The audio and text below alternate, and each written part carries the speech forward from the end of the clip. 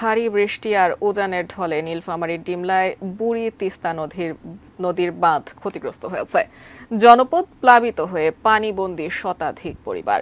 ডিমলার সুন্দর খাতা থেকে আরো জানাতে আমরা এই মুহূর্তে প্রতিনিধি মিলাদুর রহমান মামুনের সাথে যুক্ত হয়ে যাচ্ছি। মিলাদুর রহমান মামুন, এই যে বাঁধগুলো ক্ষতিগ্রস্ত হয়েছে সেগুলো মেরামতের ক্ষেত্রে কিংবা যারা পানিবন্দী হয়ে পড়েছেন তাদের ত্রাণ সরবরাহের বিষয়ে স্থানীয় প্রশাসনের ভূমিকা কি দেখছেন?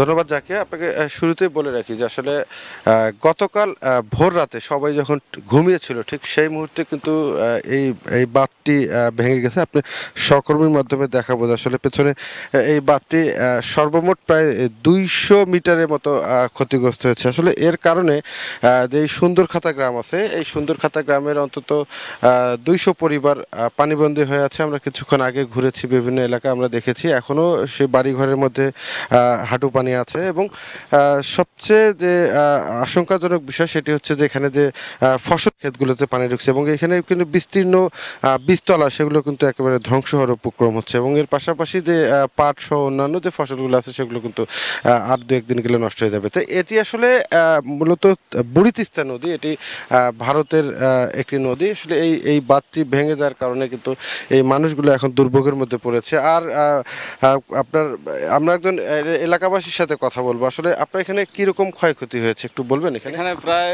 300-400 বাড়িঘর এখনো মনে করেন যে পানিবন্দী। হ্যাঁ, অনেকেরই বীজতলা নষ্ট হয়ে গেছে এই বাঁধটা ভেঙে যাওয়ার পরে। এখন সব মনে করেন যে বীজতলা, যেগুলো বীজতলা আছে এখন যে আমন ধান করবে সেই ক্ষমতা কারণেই এখানকার কৃষকের। আর এই বাঁধটি 1988 সালে মানে দেশ স্বাধীনের পূর্বে নির্মিত হয়েছিল।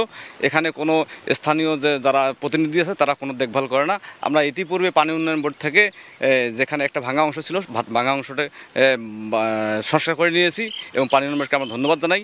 এবং এই বাঁধটি পানি উন্নয়ন বোর্ডের মাধ্যমে আবার যেন শক্তিশালী এবং মজবুত টেকসই করা হয় সেজন্য আমরা জোর দাবি করছি। ধন্যবাদ আপনাকে।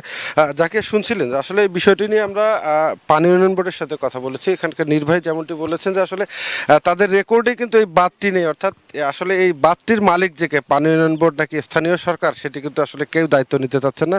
কিছুক্ষণ আগে নির্বাহী প্রকৌশলী আতিকুর রহমানের সাথে কথা হয়েছেন। পানি উন্নয়ন বোর্ডের উপসহকারী বিভাগীয় প্রকৌশলী একজন আসছেন এবং তারা আসলে তাদের সাথে কথা বলে হয়তো বিষয়টি নিয়ে আমরা ক্লিয়ার হতে পারবো। তো নীলফামারীর সুন্দর খাতা থেকে এই যে বুড়ি তিস্তা নদীর ভাঙ্গন নিয়ে এই ছিল জাকিয়া।